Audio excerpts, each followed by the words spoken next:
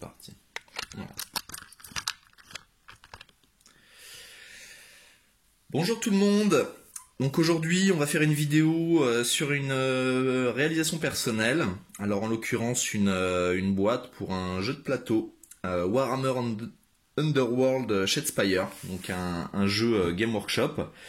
Donc l'idée c'était d'avoir une boîte pour pouvoir transporter suffisamment de matériel pour jouer à 4 et puis bah voilà d'optimiser l'ergonomie, protéger les figurines pour pas les abîmer puisque en assez peu de temps j'avais déjà abîmé pas mal de mes figurines et vu que c'est quand même des figurines sur lesquelles j'ai passé beaucoup de temps pour la peinture, je voulais protéger tout ça.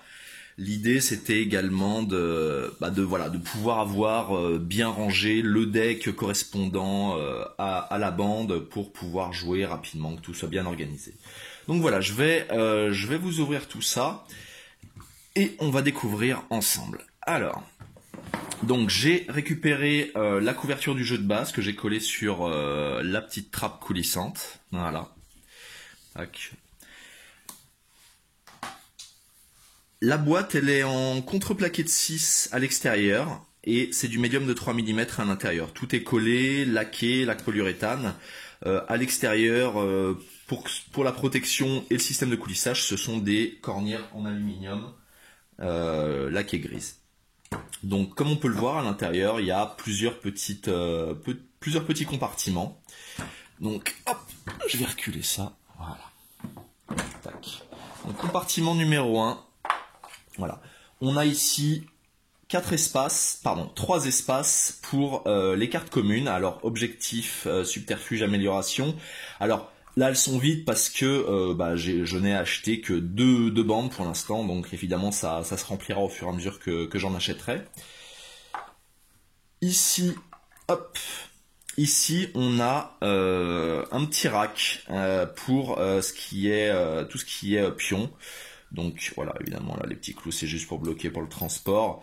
Ici donc les pions de marquage de mouvement, ici les pions de marquage de défense, là les points de vie, là les objectifs, les points de gloire pardon. Donc voilà avec une petite pente pour que on puisse le poser sur la table et que ça ne bouge pas.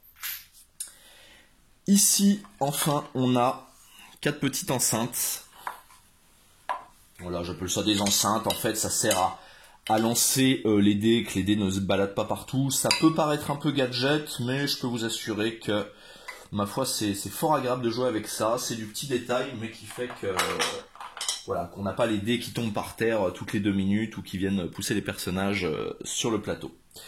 Donc, deuxième compartiment, on a ici tous les objectifs. Voilà, donc le logement, il est juste à la bonne taille, comme tout le reste d'ailleurs. Ici on a, hop là, ici on a un petit rack pour ranger jusqu'à 4 jeux de dés, je n'en ai que 2 pour l'instant, mais ça viendra, j'achèterai les autres. Alors ici on a, on va dire, du matos un peu non officiel. Ça ce sont des, hop là, ça ce sont des placebos, enfin c'est voilà.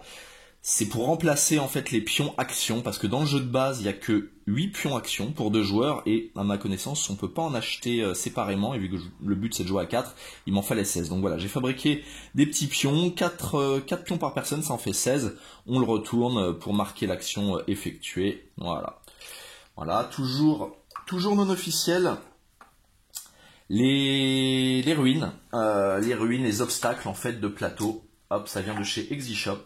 Je les ai pas encore peints, ça va être très joli et puis voilà, le rendu va franchement être pas mal à mon avis, une fois terminé. Ici on a enfin un compartiment pour des supports pour cartes de personnages, on en a 14 je crois, si je me souviens bien. Hop. Donc je vais vous en poser un ou deux ici pour que vous compreniez l'intérêt. Alors à l'intérieur on a 4 loges, 1, 2, 3 et 4. Hop. Pour jouer à 4 joueurs, donc avec 4 bandes.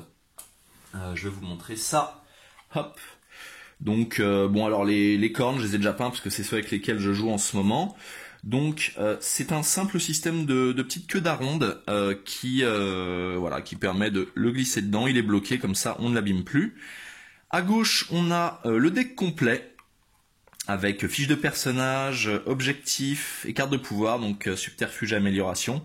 Et à droite, le petit logement, il est dédié à recevoir uniquement les cartes dédiées à la faction, à la bande, mais que je n'utilise pas. Voilà, comme ça ne se mélange pas, ils sont bien là. Hop, je peux vous montrer par exemple ici, voilà. Donc, hop, on peut ranger, clac, les petites amélios. Hop là, c'est tombé. Bon, attendez, je vais faire ça à deux mains parce que là, à une main, c'est pas très pratique. Voilà. Et donc, l'intérêt, on peut les pencher pas mal en avant pour pouvoir voir la carte d'amélioration qu'on a derrière. Voilà, avec le petit Magor. Hop. Et enfin, pour finir, alors à savoir que j'ai 4 loges supplémentaires pour 4 bandes à venir que j'achèterai. Et enfin, au fond de la caisse, on a un espace pour pouvoir mettre la règle et 4 plateaux. J'en ai que 2 là, mais j'en ai commandé 2 qui vont arriver du shop, j'espère rapidement. Hop là.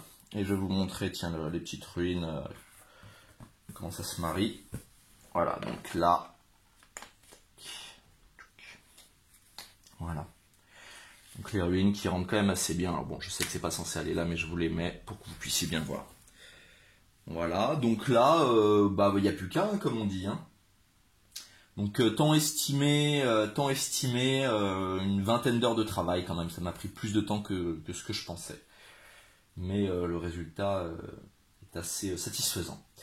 Voilà, merci, et puis n'hésitez pas à liker la vidéo, hein, comme on dit sur YouTube aujourd'hui, et puis à mettre des commentaires et à partager si ça vous fait plaisir. Ciao tout le monde!